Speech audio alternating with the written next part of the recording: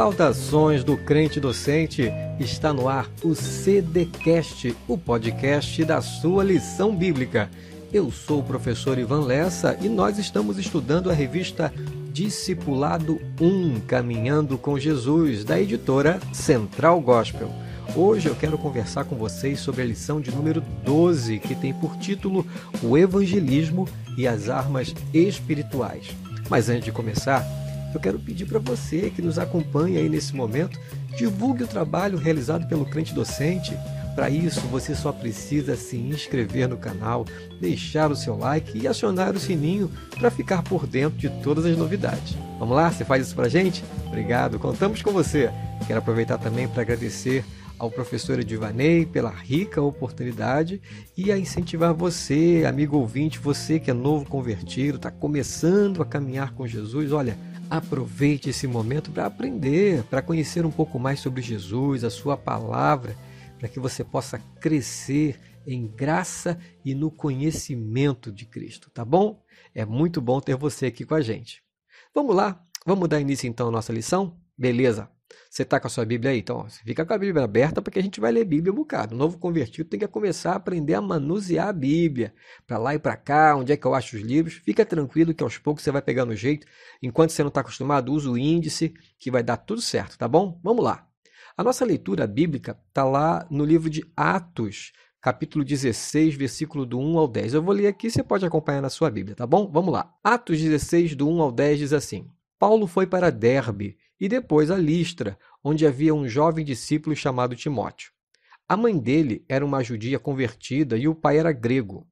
Os irmãos em Listra e em Icônio o tinham em alta consideração, de modo que Paulo pediu que ele os acompanhasse em sua viagem.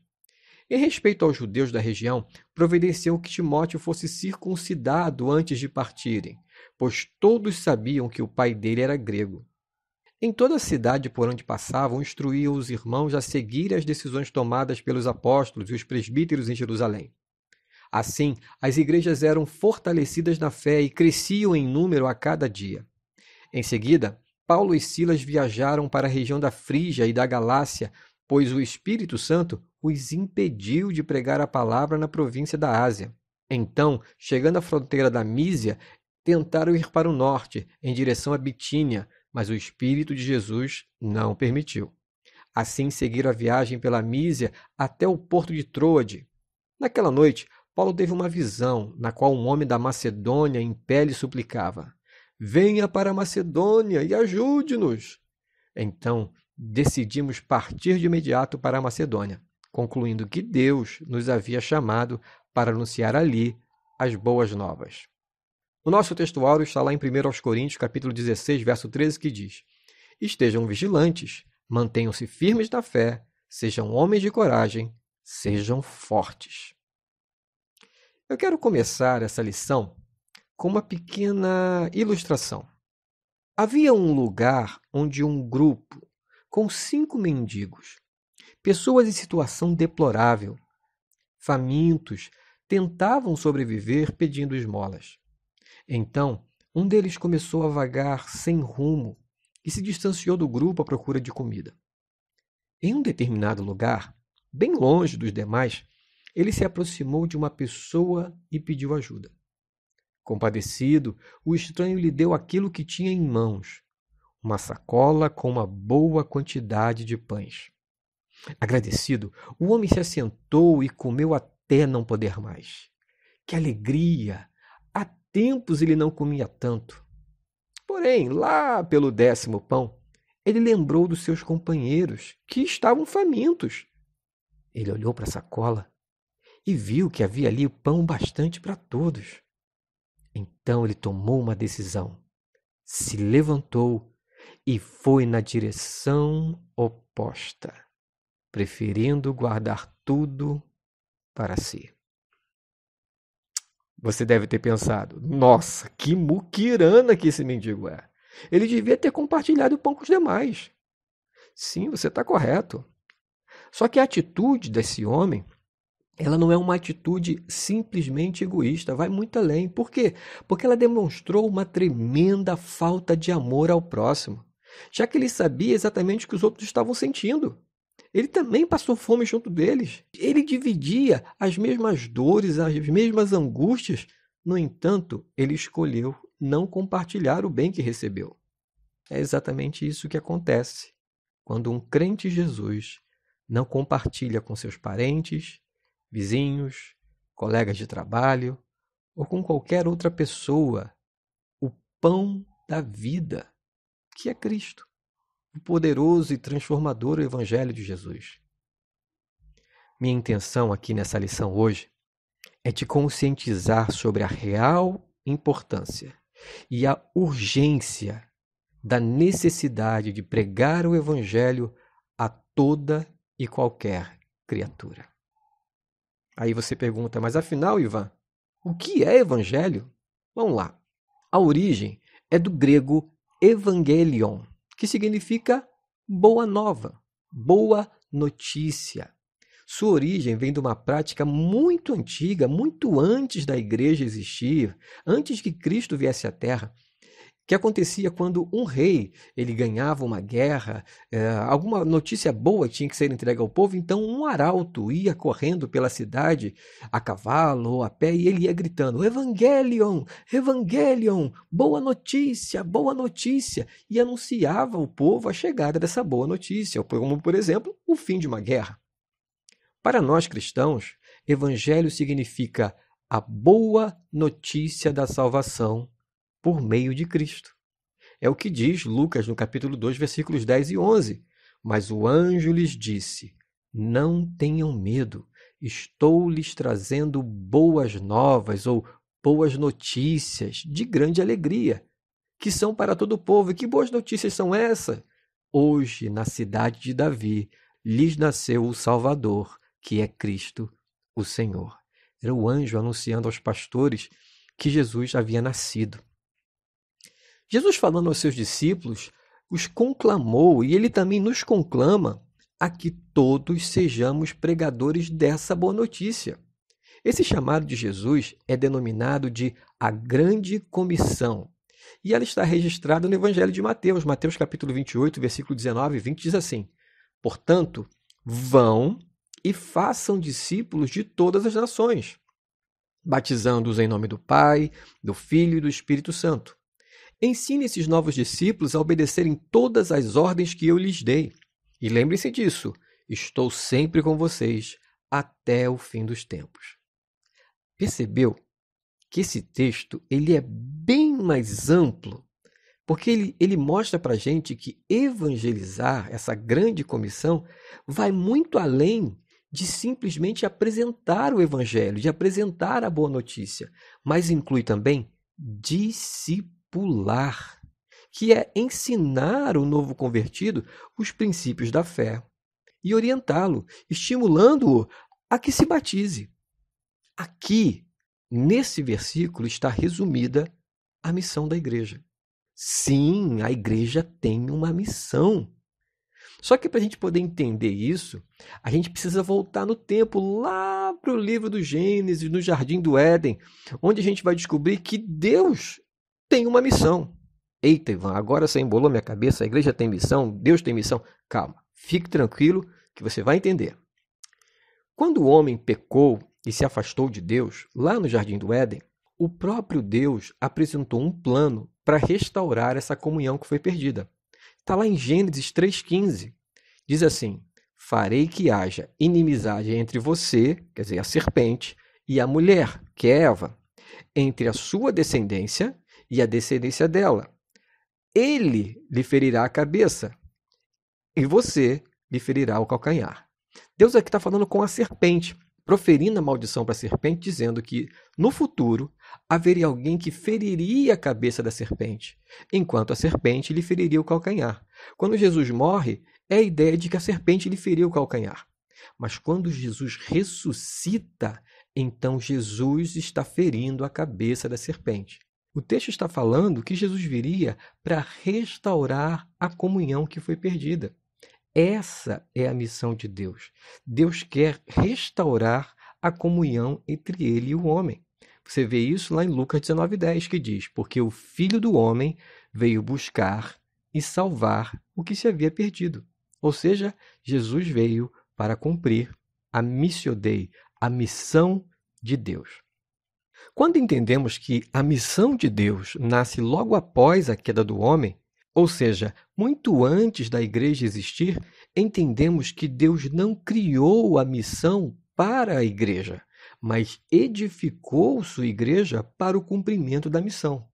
Assim, entendemos que todo aquele que faz parte da igreja de Cristo faz automaticamente parte da missão, incluindo você. Mas talvez você diga, poxa, Ivan, mas eu não me sinto capacitado para fazer parte dessa missão, eu nem sei o que eu vou falar. Calma, fique tranquilo, respira fundo. Até o final dessa lição, eu vou apresentar para você algumas ferramentas suficientes para você se aventurar na gloriosa arte de ganhar almas. Tá ok? Vamos lá, vamos seguir aqui. No tópico 2 da nossa revista, fala sobre a capacitação. E isso é fundamental para quem deseja evangelizar. Quando você lê no livro dos Atos dos Apóstolos e conhece um pouco mais sobre a igreja primitiva, você percebe que por detrás daqueles crentes dispostos a pregar a Boa Nova, havia alguém que os capacitava e os sustentava. E quem era? O Espírito Santo. Em Atos 13, vamos ver Barnabé e Paulo sendo enviados pelo Espírito Santo. Atos 10:44, vemos o Espírito Santo batizando os ouvintes de Pedro. Já em Atos 5:12, vemos os apóstolos realizando milagres no poder do Espírito Santo. A lista é longa. Eu recomendo que você dedique um tempo especial para ler com calma, anotando esses detalhes desse livro tão precioso. E você vai ver que o mesmo Deus que nos conclama a evangelização é o Deus que nos capacita para realizá-la. Ainda está com dúvidas? Então vamos fazer o seguinte, eu vou te dar 4 versículos, apenas 4 versículos, e você vai conseguir evangelizar qualquer pessoa. Só com esses 4 versículos. Tá pronto? Anota aí então. Vamos lá. Primeiro versículo que você precisa guardar. João 3,16. É o texto áureo da Bíblia. Diz assim, porque Deus amou o mundo de tal maneira que deu seu Filho unigênito para que todo aquele que nele crê não pereça, mas tenha vida eterna. O primeiro versículo está dizendo, Deus ama a todos, sem exceção. Deus não ama apenas pessoas legais, os bonzinhos, aqueles que não fazem nada de errado. Deus ama a todos, inclusive as pessoas ruins. E de um modo geral, há muita gente sofrendo porque acha que Deus não a ama. E isso não é verdade. As pessoas precisam saber que são amadas por Deus, independente da vida que levam. Elas precisam saber que o amor de Deus é incondicional, inclusive por você. Primeiro versículo, João 3,16. Deus ama a todos sem exceção. Segundo versículo importante, que complementa João 3,16. Romanos 3,23. Porque todos pecaram e destituídos estão da glória de Deus. Deus ama o homem, mas abomina o pecado. Deus aceita a pessoa como ela é, mas não aceita que a pessoa continue vivendo da mesma forma. O mundo precisa entender que, mesmo sendo boas pessoas, todos estão condenados pelo pecado. Não importa se você faz algo de bom, se você nunca matou ninguém, nunca roubou, nunca fez nada de errado, isso não quer dizer nada. Simplesmente quer dizer que você é uma boa pessoa. Mas as coisas boas que você fez não são suficientes para te salvar. Embora Deus te ame, Deus também é justo. E o nosso pecado nos afasta de Deus e nos condena à morte. Primeira coisa, Deus ama todos. Segunda coisa, o homem é pecador e está separado de Deus. Mas aí vem uma solução. Porque se esse homem está separado de Deus, como é que ele vai se chegar a Deus? Por meio de Cristo Jesus. João 14:6 é o terceiro versículo. Eu sou o caminho, a verdade e a vida. Ninguém vem ao Pai senão por mim. Jesus é a única solução para o homem pecador. Ao ser confrontado com a sua triste realidade, o homem precisa saber que somente Jesus pode reverter essa situação e livrá-lo do inferno. Foi o que eu disse, não importa se você é uma boa pessoa ou se você é uma má pessoa. Nada do que você faça pode te salvar. Somente Cristo Jesus pode livrar esse homem que Deus ama, mas que está separado de Deus por causa do pecado, do inferno. Jesus pagou um alto preço pela humanidade, quando ele morreu na cruz e derramou o seu sangue por nós.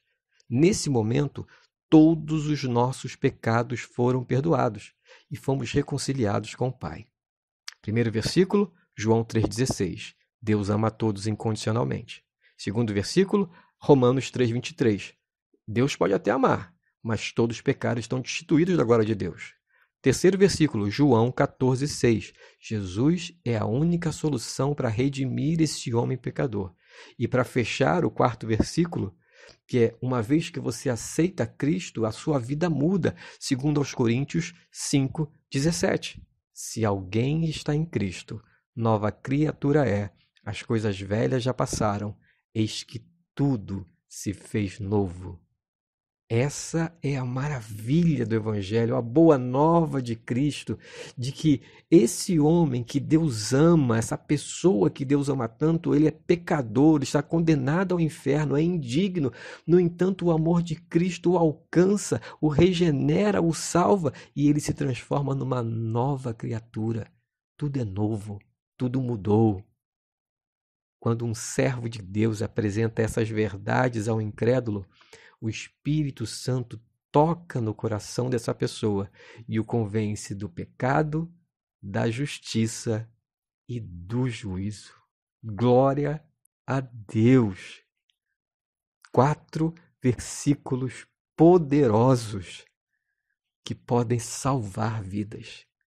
Use e abuse. Coloque em prática hoje mesmo. Aos poucos você vai começar a perceber que Deus vai te dando mais capacidade. Amém? No tópico 4 temos uma verdade imprescindível. A armadura é fundamental. Por quê? Quando você apresenta esses versículos, quando você fala do amor de Deus, você vai estar despovoando o inferno. E você acha que o inferno vai ficar de boa, na lagoa? Ah, não, tá tranquilo, pode tirar o pessoal daqui. Nada, de maneira nenhuma. Quando você ataca o inferno, tenha certeza de que ele vai contra-atacar. Se você ler a trajetória da igreja ao longo do livro de Atos, você vai ver que, embora ela tenha sido comissionada e capacitada pelo Espírito Santo, ela também sofreu ataques. Ela sofreu proibições. Está lá em Atos 4,18, quando ordenaram que eles não pregassem em nome de Jesus. Ela sofreu violência, está lá em Atos 16,22, quando os discípulos foram açoitados com varas, tiveram suas roupas rasgadas, sofreram falsas acusações, está lá em Atos 6,11, quando homens foram subornados para dizer que os discípulos estavam blasfemando contra Moisés. Eles foram presos, sofreram encarceramento, Atos 8,13. Os crentes, os homens, as mulheres eram lançados na prisão. Eles também sofreram assassinatos. Sim, alguns deles morreram. Atos 7,59 fala sobre Estevão, um homem cheio do Espírito Santo que foi o primeiro mártir da igreja, morto por pregar o Evangelho. Aí você vê, meu Deus, Ivan, mas então é melhor não pregar. Você sabe que, apesar de toda essa luta, de toda essa perseguição, a igreja de Jesus se mantinha firme, alegre e perseverante. Atos 13,52. E os discípulos estavam cheios de alegria e do Espírito Santo. Atos 8,4, depois que eles foram perseguidos, dispersos, diz: mas os que andavam dispersos iam por toda parte, anunciando a palavra. Essa igreja, ela só pôde suportar esses ataques porque estava revestida da armadura de Deus, descrita por Paulo na carta aos Efésios. Você anota aí, Efésios capítulo 6, versículos dos 10 ao 18. Diz assim: uma palavra final. Sejam fortes no Senhor e em seu poder. Vistam de toda a armadura de Deus para que possam permanecer firmes contra as estratégias do diabo. Pois nós não lutamos contra inimigos de carne e sangue, mas contra governantes e autoridades do mundo invisível, contra grandes poderes neste mundo de trevas e contra inimigos malignos nas esferas espirituais. Portanto, vistam toda a armadura de Deus, para que possam resistir ao inimigo no tempo do mal. Então, depois da batalha, vocês continuarão de pé e firmes. Assim, mantenham sua posição, colocando o cinto da verdade e a couraça da justiça. É a armadura, cinto da verdade e couraça da justiça. Como calçados, usem a paz das boas novas, quer dizer, da pregação do Evangelho, para que estejam inteiramente preparados. Em todas as situações, levantem o escudo da fé para deter as flechas de fogo do maligno. Usem a salvação como capacete e empunhem a espada do Espírito, que é a palavra de Deus. Orem no Espírito em todos os momentos e ocasiões. Permaneçam atentos e sejam persistentes em suas orações por todo o povo santo. Que texto maravilhoso! O que ele está dizendo é que a gente tem que tomar a armadura de Deus, nos fortalecermos em Cristo, para que possamos vencer, porque a nossa vitória é certa. A nossa revista, ela cita um livro do pastor Silas Malafaia. O título é Para que você não seja derrotado. Eu recomendo que você dê uma lidinha nesse livro. Nesse livro, o pastor Silas escreve o seguinte, está lá no seu tópico 4.1 da revista. O pastor Silas escreve assim: quando vestimos toda a armadura de Deus, colocamos a natureza de Cristo Jesus e sua identidade. Concordamos totalmente com seu domínio sobre nós e vestimos-nos espiritualmente da cabeça aos pés, por dentro e por fora, com sua presença e seu poder. Essas virtudes não são sinais do nosso poder ou da nossa autoridade espirituais. Em vez disso, são um reconhecimento do poder e da autoridade de Cristo.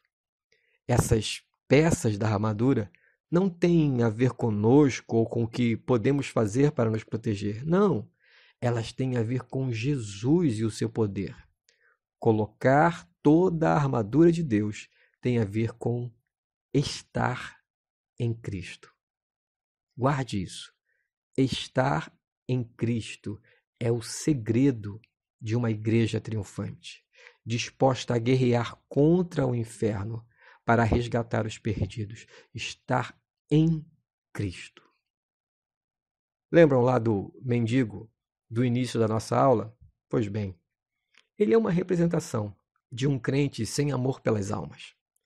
De um crente que é capaz de conversar sobre futebol, sobre novela, sobre o tempo com seus vizinhos, mas é incapaz de falar sobre Jesus. Um crente que está sendo alimentado pela palavra, mas que não se comove com quem sofre de inanição espiritual. Há uma frase famosa no meio evangélico: evangelização é simplesmente um mendigo contando a outro onde encontrar pão. Ou, usando a nossa história, evangelizar é dividir o pão recebido. Aí eu pergunto para você: quem é você? Você é alguém que guarda para si as boas novas, a esconde e não a compartilha com ninguém? Ou é alguém que se importa com a necessidade do outro e busca de Deus capacitação para despovoar o inferno? Que possamos todos correr mundo afora, gritando para os outros mendigos iguais a nós: ei, venham aqui, porque eu encontrei pão e há mais do que suficiente para todos nós. Que Deus te abençoe, em nome de Jesus. Amém. Muito obrigado pela sua audiência. Olha, você é muito importante para nós. Dá uma olhadinha no nosso canal, tem muitas mensagens importantes, muitas mensagens que vão falar profundamente ao seu coração. Excelentes professores ministrando a palavra de Deus. E não esquece, toda semana tem uma lição nova para você acompanhar, tá bom? Por isso é importante que você ative as notificações aqui no YouTube. Você pode também acompanhar o canal Crente Docente no Instagram @crentedocente, e no Facebook, facebook.com/crentedocente. Então, contamos com a sua presença. Fique com Deus, um forte abraço. Tchau, tchau.